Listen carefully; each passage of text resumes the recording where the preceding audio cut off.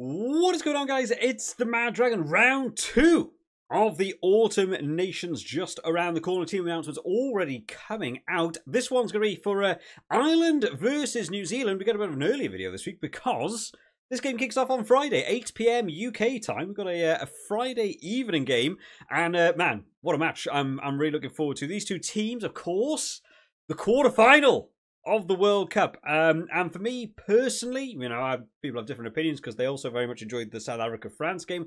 I think the Ireland-New Zealand game is one of, if not the best games I've ever seen of rugby, as someone who really enjoys solid defence, tight discipline.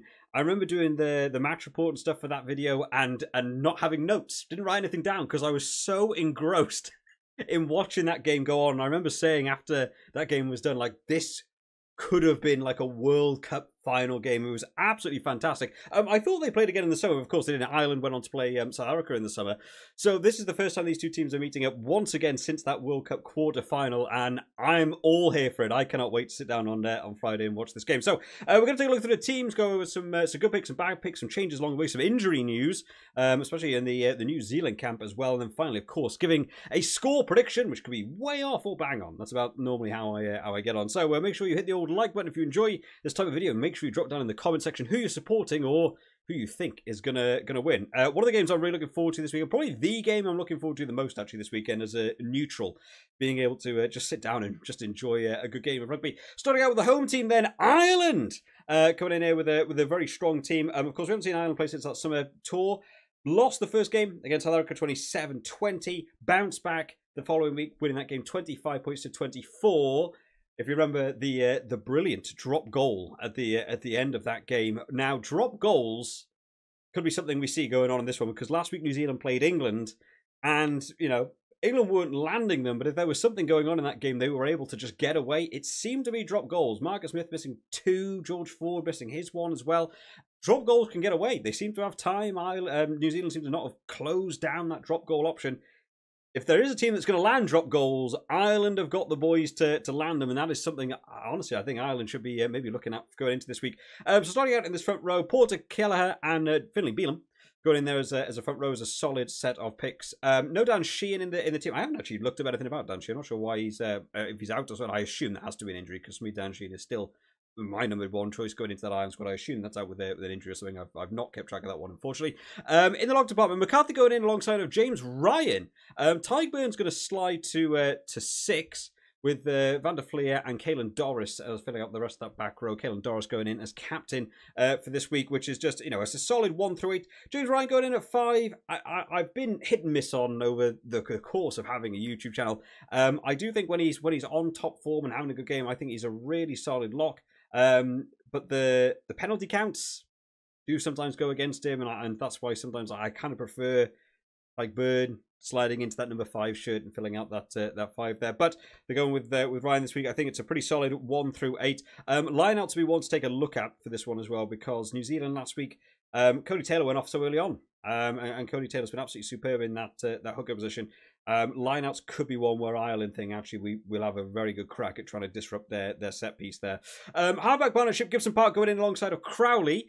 Conor Murray is on the bench. I've seen a couple of people talking about Conor Murray, you know, sort of still getting picked in this Ireland team. I assume that's going for an experienced sort of capped head. I think there's certainly depth in the Irish scrum half department. I think, you know, could be something to be looking at.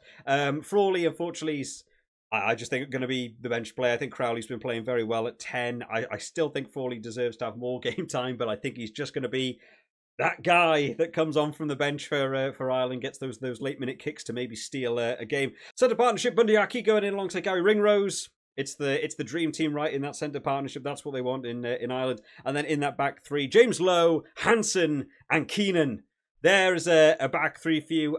You know, no Calvin Nash, which I've seen people be very 50-50 on Calvin Nash. I in an international jersey very specifically, I wasn't blown away in the Six Nations with Calvin Nash out on that wing. I don't think it was entirely his fault. I don't think Ireland really utilised him enough I would have liked to see more. They really favour the wing of James Lowe, which you'd expect when you've got James Lowe on the wing. You kind of want to favour that wing, right? But I feel like Calvin Ash was maybe someone not utilised enough. Mac Hansen coming back into the team now really strengthens that wing.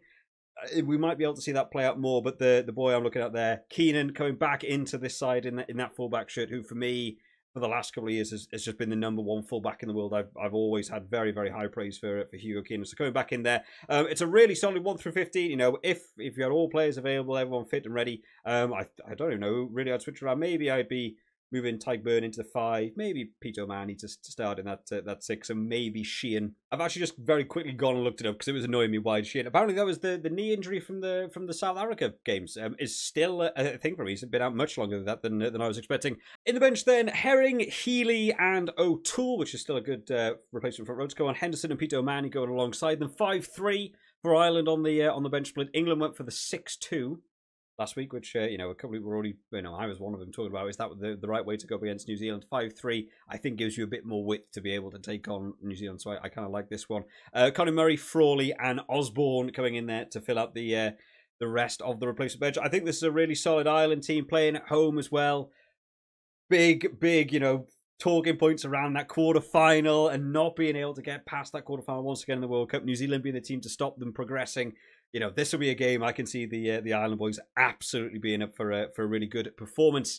Going on then to New Zealand, played England last week, won the game. Luckily, not my words, Ardie Sarvea's words after the game. I saw that interview with him, and even he can sit down and admit that they got a bit lucky with some of those kicks towards the end. It's still not the New Zealand performances I'm expecting. I'm still expecting them to be just in another gear from where they currently are. They picked up a few injuries along the way. Like I said, Cody Taylor is unfortunately out for this one as well. Now, Beauden Barrett's gone. He failed, I think it was a concussion test or a HIA test, so he's not in for this one as well. Damien McKenzie coming back in at 10. But New Zealand did enough to hold that game out and just keep on with that by 2. But my goodness, it was close. I don't think, if drop goals are going to be a deciding factor in this game, I don't think they're going to get as lucky with 3 missed drop goals across the game as with Ireland as they were with England. So, they need to be having a better performance overall. In terms of the team, though, not a lot to talk about in terms of changes because they're maybe going for that consistency. Starting front row, Mighty Williams, Armour and Tyrell Lomax.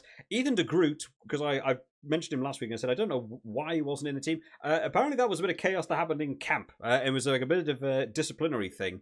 And he's still not in. So it must have really annoyed the coaches. Mighty Williams starting out, who I think is a very good prop in terms of running around. He did have a couple of penalties against him last week at scrum, which, it's scrum. Who really knows what goes on in the scrum, right? But I thought some of them were actually maybe a little bit harsh. But around the actual parking stuff, playing very well. Armour had to do a big old stint as well at hooker with that line out throwing again. I think I was like, oh, maybe losing Cody Taylor could be a bit of a loose link going into this game. Lock department, Scott Barrett going back in alongside Tupou Vaa'i, who, man, for everything positive I've said about Tupou Vaa'i last week in the preview video, I think it might have been Tupou Vaa'i's worst game of the year, which, always seems to happen when I do these previews.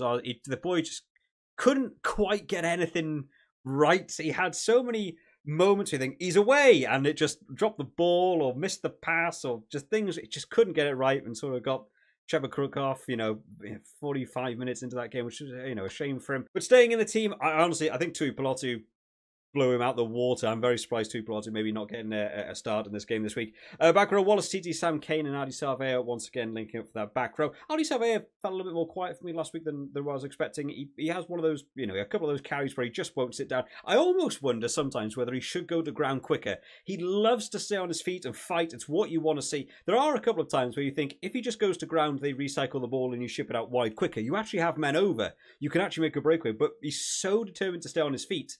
It actually sometimes gives defences more times to line up. So, that might be something that they might want to sort of call to him, say, just go to ground and let us pass the ball out or do something else with it. Hardback partnership this week. Cordes Ratma going in alongside of Damien McKenzie. Like I said, with Beauden Barrett out, so starting in that 10 shirt. Perofeta starting on the bench. And it was maybe something I thought maybe he might look to start. Damien McKenzie, across this year so far at 10, hasn't again blown me away at that 10 shirt. I do think he's one of these players that comes on from the bench and makes an impact.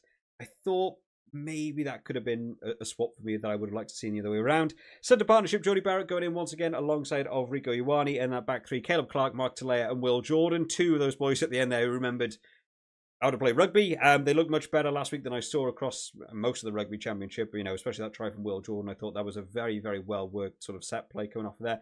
Caleb Clark, lucky boy for me to have not been yellow carded. I thought that was like 3 games from 3 where it probably should have been a very silly, cynical penalty that probably should have been a yellow card. He had 2 in the rugby championship. I didn't understand it. I thought again that knock on, that forceful knock on, I think that was a professional. I think that could have been yellow carded. I think he got a bit lucky there, but stayed on the field. And then in terms of this impact bench, who was still waiting for that impact to come in. George Bell, Tuanga Fassi, and Tosi going in there as replacement for Rowe, Tuipulotu and Fien. Now, Tuipulotu is actually, what, I'm going to change my comment there about the impact. I think Tuipulotu was the only person who came on last week and made an impact. And I was like, my God, should have started. And again, I think this week probably should have started again for me. Cam Roygaard on the bench this week alongside of Anton Liddett-Brown and Pero Feta coming in there as well for that replacement halfback partnership. Huge game. Really looking forward to this one. Last week I gave the score prediction towards New Zealand to beat England. Got that one correct. This week though, I'm leaning towards Ireland for this one. That New Zealand performance last week still was not where I expected New Zealand to be at. Lost Cody Taylor. Lost Beauden Barrett. Ireland team's looking pretty stacked, playing at home. I think a bit of revenge on the cards for Ireland from that quarterfinal as well. I think we're looking for a big game. I'm going to go for an Ireland win in this one. What am I going to say score prediction was? I'm almost wanting to say, not within that 1 or 2 point range. I'm kind of tempted to go a little bit further out. I'm kind of tempted by like an Ireland 7. I'm going to go a bit bigger than maybe some people would suggest. I know a lot of people expect this to be a close game. I'm expecting penalties, drop goals, 3 points to be one of the the biggest contributors for points to this game. Maybe not the tri-fest that a lot of people want in these big games. But that World Cup quarterfinal was such an enjoyable game. It was a neutral to watch. I'm really hoping we get something to a very similar standard and get to enjoy that game. I'm going to go for an Ireland by 7. Drop down in the comment section, guys, your thoughts on the teams and your own score predictions as well. And of course, make sure you're doing all your fantasy and your Superbru predictions. Lock them in as well before the weekend, because this game kicks off on Friday. Might catch a couple of people out. I'll see you all next time, guys. Bye bye.